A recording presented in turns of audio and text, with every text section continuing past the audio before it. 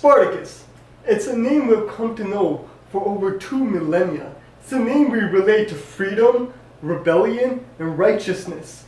And the interest in this character has been piqued by the recent television series Spartacus on Starz. Now, the importance and relevance of this character is that his history and his lessons are still relevant to us. And to know the facts about his real life rather than fiction helps us better understand the character and the lessons he's supposed to convey.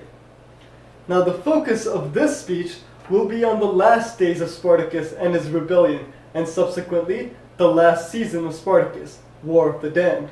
In this, we will be focusing on 3 topics to better understand this, which is Marcus Crassus, Crixus' defection, and the last battle where Spartacus is in fact killed.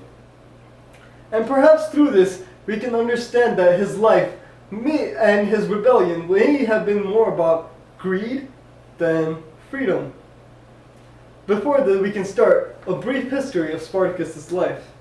Spartacus is a Thracian slave from the lands of Greece who is made into a gladiator, according to the Civil War by the historian Appianus.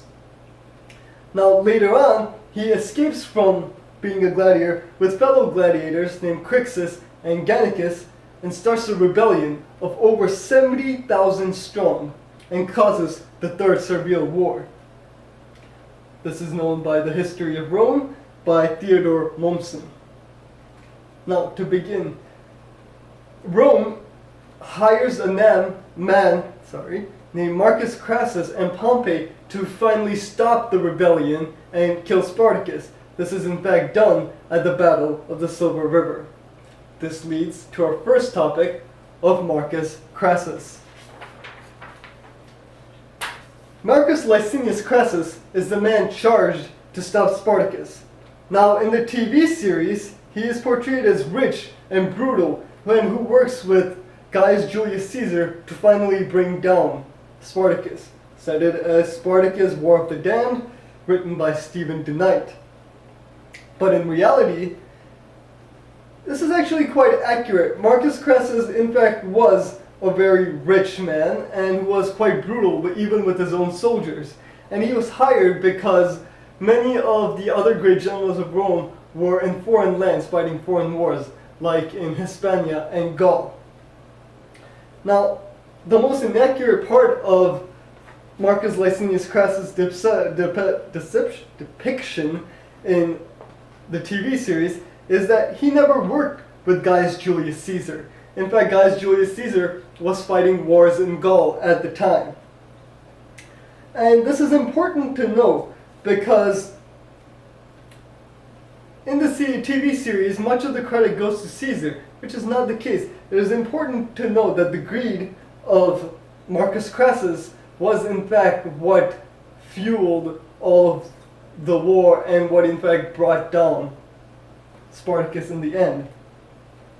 And because the TV series does this, it takes away focus from this character, which leads us to our second topic of Crixus' defection.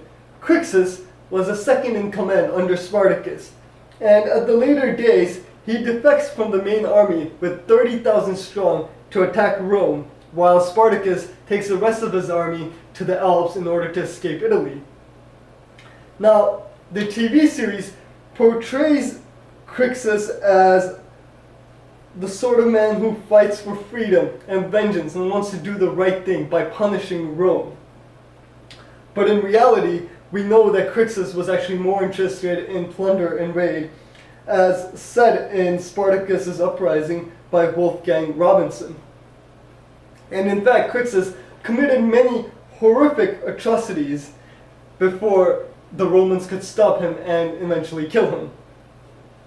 Now, this is a very important point to us because the change in Crixus' formation shows by the TV series kind of takes away the point, kind of changes it to being more about freedom rather than greed, whereas history tells us that perhaps the lesson to learn is that greed is bad, and in fact excessive greed, like what Crixus showed, led to his death. Which leads us to our third point. which is the final battle, the Battle of the Silver River, where Spartacus in fact dies even though his body is never found.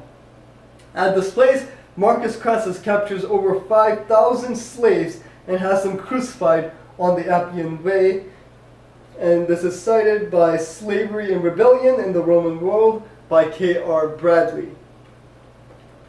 Now the TV series actually portrays this part quite accurately. Spartacus does die in the war from injuries, but it shows as if Spartacus fights in order to save the women and children in his army so that they can escape into the Alps. But in reality, what we know is that in the later days, food was going short and people were getting very desperate, and many of his rebels with him actually defected or ran away. So Spartacus, before he could lose too many people, took the full might of his force and fought Crassus, where he actually died.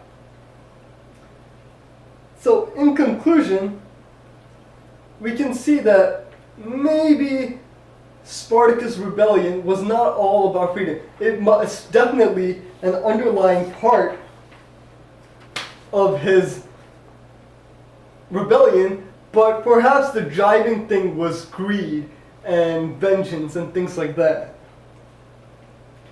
But fiction is not wrong in changing the portrayal of this. It's our duty to get the best lesson possible from our history. And it's not wrong for us to change or tweak history, or rather portray the history in the way we want so that we can learn the best lesson possible in order to better our lives and to get a better lesson so that we don't commit the same mistakes in the future.